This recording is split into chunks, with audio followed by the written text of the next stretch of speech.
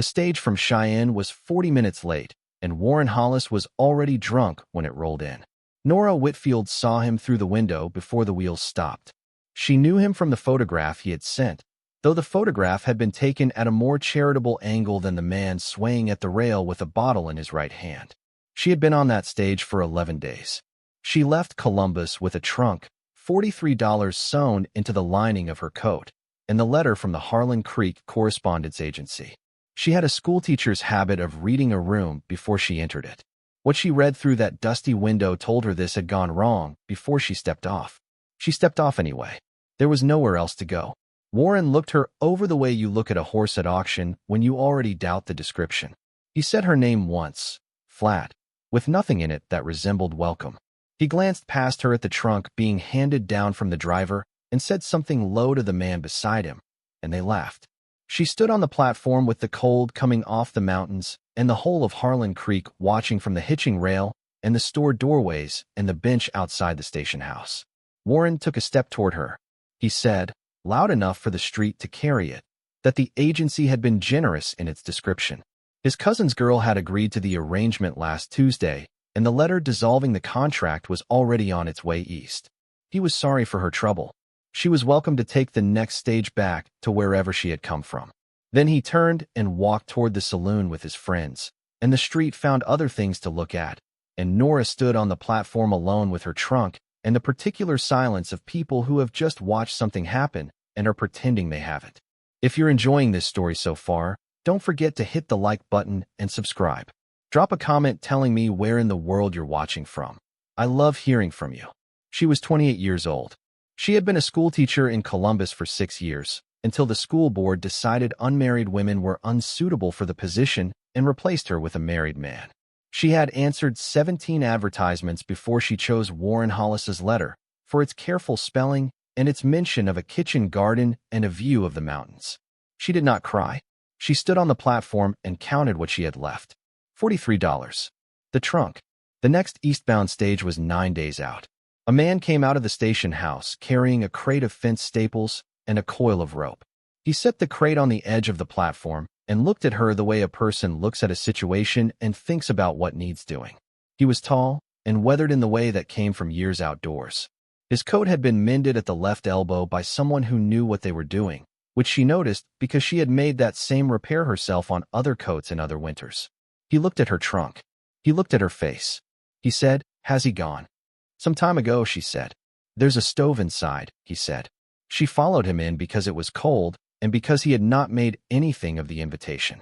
They stood at the station house stove without talking until he said, "The next eastbound doesn't come through for 9 days." "I know it," she said. After a while he told her his name. Cal Merritt.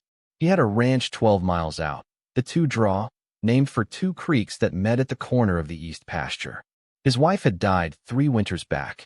He had a son, Eli, 8 years old and presently at school, and not, he offered without apology, the easiest child to know. He said all of this while tying the crate to the wagon bed, and she stood in the station yard and listened. He looked at the boarding house across the street, with its NO vacancies sign already up before the stage arrived. He looked at the mountains, not at her. "I need a cook at the ranch. Someone steady with the kitchen and the books. Eli could use a hand while school's not in session." He paused. "If you need a name to keep the town's talk off you while you sort your next step, I'll give you mine on paper. Your own room. Your wages. The right to go east when you're ready, and no claim on you." 2 women had found a reason to stand outside the dry goods store and not go in. She looked at Cal. He was still watching the mountains, giving her room. "Your son," she said. "How does he take to strangers?" "Badly," Cal said. "At first." She picked up her coat collar. "All right," she said. The Two Draw was 12 miles out on a road that ran between brown winter pasture and bare-limbed cottonwoods, and by the time they turned in at the gate the sky had gone the gray of old wool and the first snow was coming sideways off the ridge. The house was low and solid, stone chimney, good iron stove visible through the kitchen window. Nora stood in the kitchen doorway with her coat still on and looked at it the way she looked at a new classroom on the first morning of school. What worked, what needed work, what order to take it in. The floor wanted sweeping. The larder wanted organizing. The stove was sound. A boy appeared in the interior doorway with a piece of carved wood in his hand and an expression that said he had been told someone was coming and had decided in advance to be unimpressed. Eli Merritt. He had his father's brown eyes and none of his patience, which was to be expected at 8. He looked at her. She looked back. She said, "What are you making?" "A horse," he said. "Let me see it when it's done," she said. And she took off her coat and went to the stove. She was a good cook. Not showy, but the kind who understood what the pantry held and what the season allowed and worked with both without complaint. The first supper was salt pork and cornbread and beans cooked long with onion and a spoonful of molasses, and it came out better than the pantry had any right to promise. Eli ate without speaking. Cal ate the same way. Nora had not had a proper meal in 3 days of stage travel and was not inclined toward conversation either. And so they sat at the table in the lamplight with the snow working at the windows and the stove ticking warm, and the quiet had the feel of 3 people with nothing against each other and nowhere they would rather be. After supper, Eli carried his plate to the basin without being asked. Nora noted it. The ranch ledgers were in a cedar box under the desk. The books went back for years.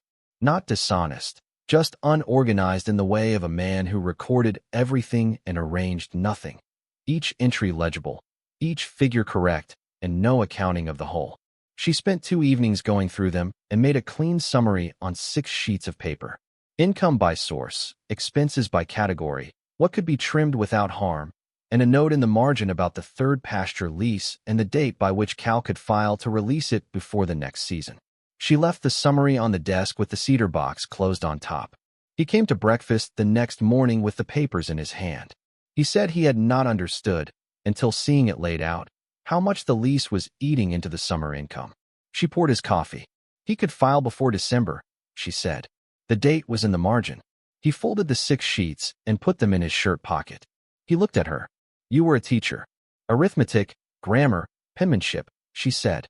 It was the 2nd week when a heifer got herself tangled in the wire along the back fence, and Eli came running to say she was down and Cal was halfway across the north pasture.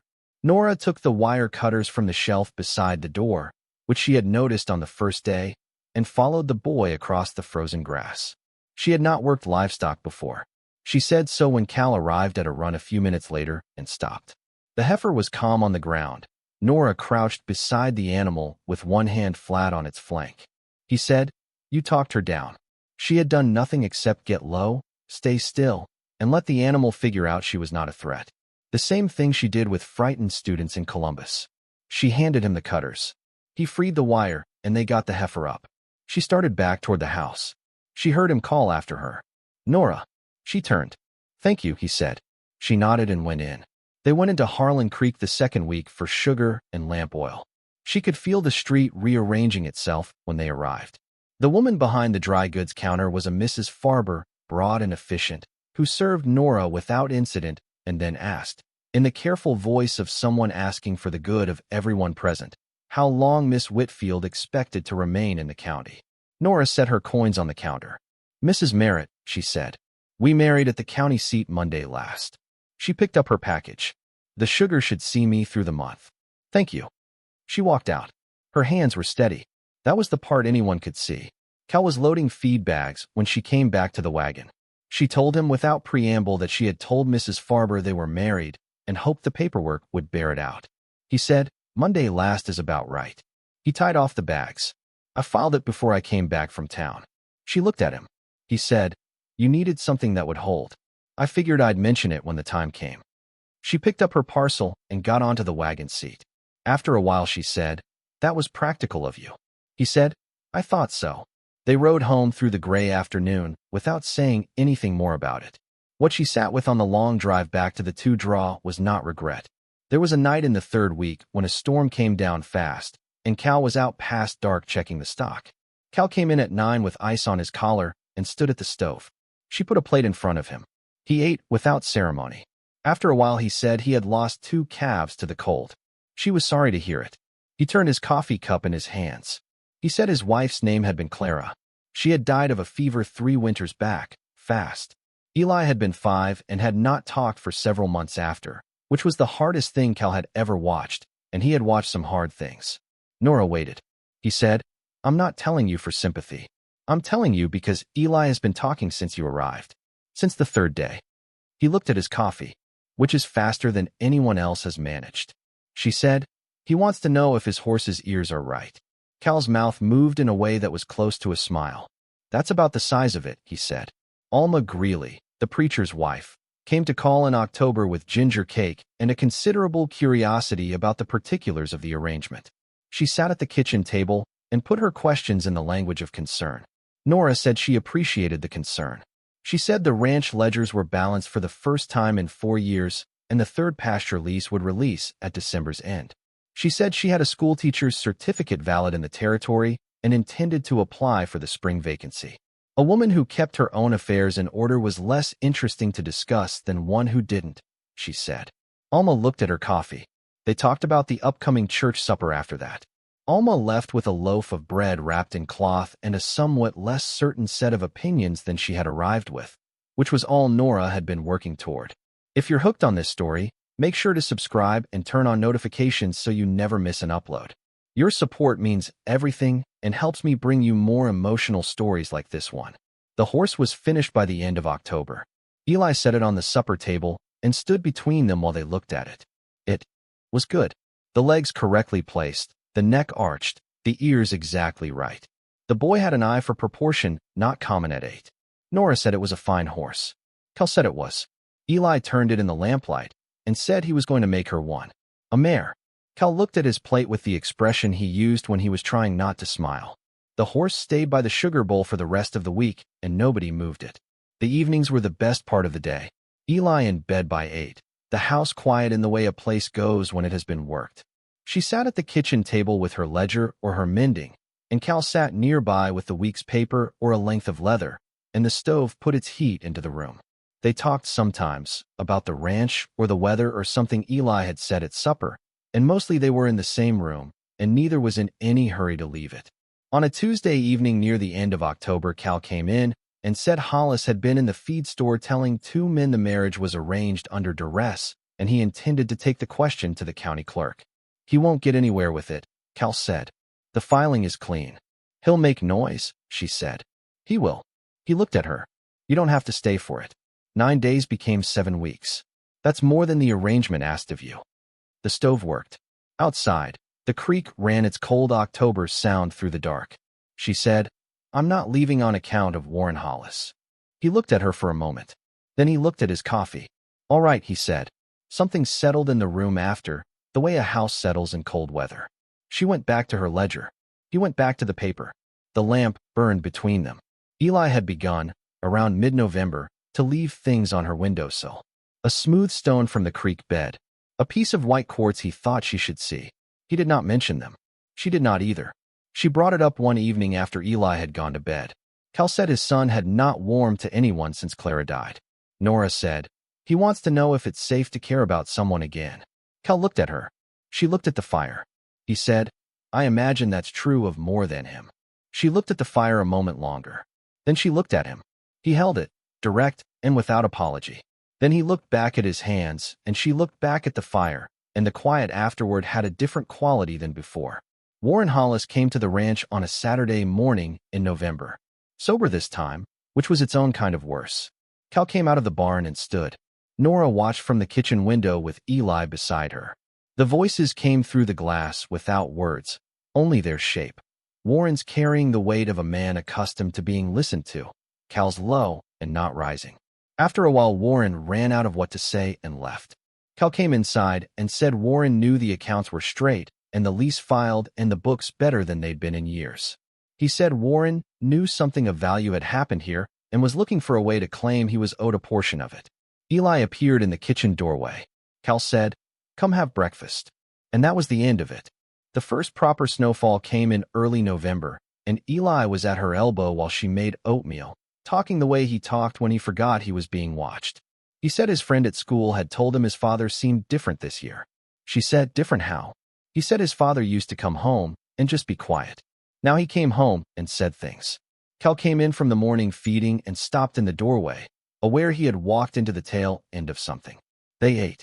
Eli went out after breakfast with the urgency of an 8-year-old who had not yet checked the snow depth by the water trough, and the kitchen went quiet.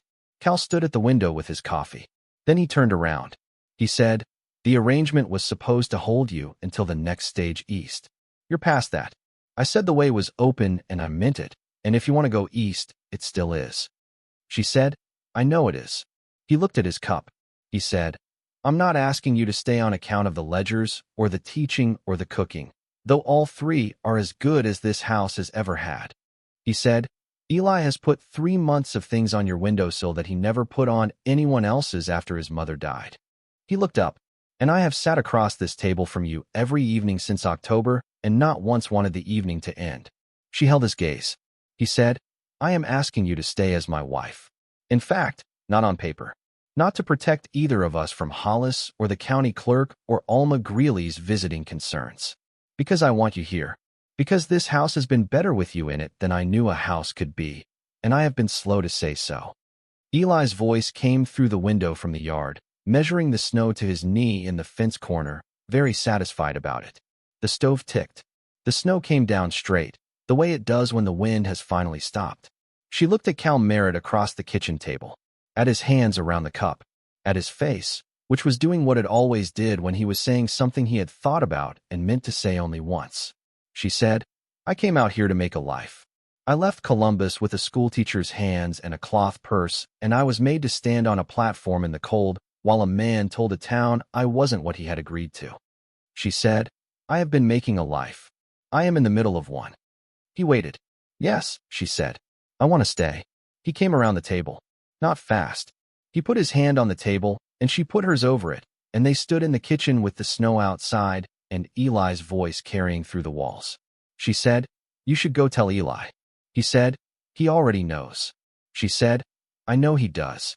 Word reached Harlan Creek the way it always did.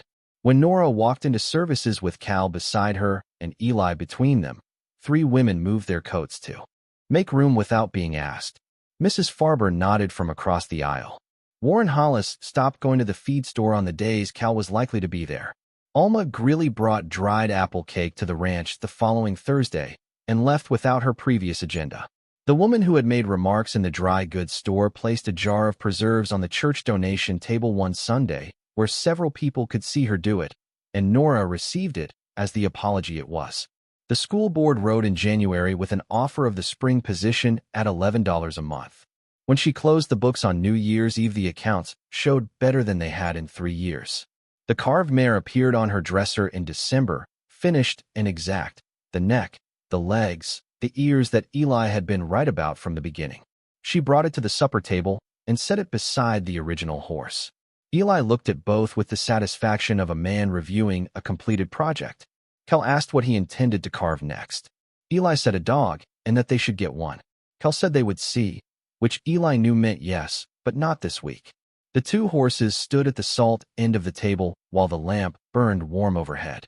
On a January morning, Nora sat at the kitchen table before the light with her coffee and her ledger. She thought about Columbus, the school board, the 17 advertisements, the platform at Harlan Creek while a street looked the other way. She thought about a man who came out of a station house with a crate of fence staples and said, without ceremony, that there was a stove inside. She had arrived looking for somewhere to land that was not Humiliation and not the road back east. She had found 2 horses on the kitchen table and a boy who left smooth stones on her windowsill and a man who said what he meant and then stood back and let her decide. She had not expected the deciding to feel the way it did, like something she had done herself with her own hands, because that was exactly what it was. Cal came in from the morning feeding. She poured his coffee without being asked. Eli came in at 6:30 in his stocking feet asking if there was bread. There was bread. The 2 horses stood by the sugar bowl. The lamp burned on the table. Outside, the creek ran between the pastures under the white January sky, cold and steady and entirely its own. That was what she had come west for, though she had not known it when she stepped off the stage in the cold. A table that was hers. A place at it that nobody had assigned her and nobody could take away. A man who made an offer and then waited, because he understood that a choice only counted if it was actually given. That was the story of Nora Whitfield, who arrived at the Harlan Creek station shivering and alone on a Thursday afternoon, and left it as Mrs. Merritt, and never once looked back at the stage road east. Thank you so much for watching until the end. If you love this story, check out the other videos on your screen now. I think you'll really enjoy them. And don't forget to subscribe if you haven't already. See you in the next story.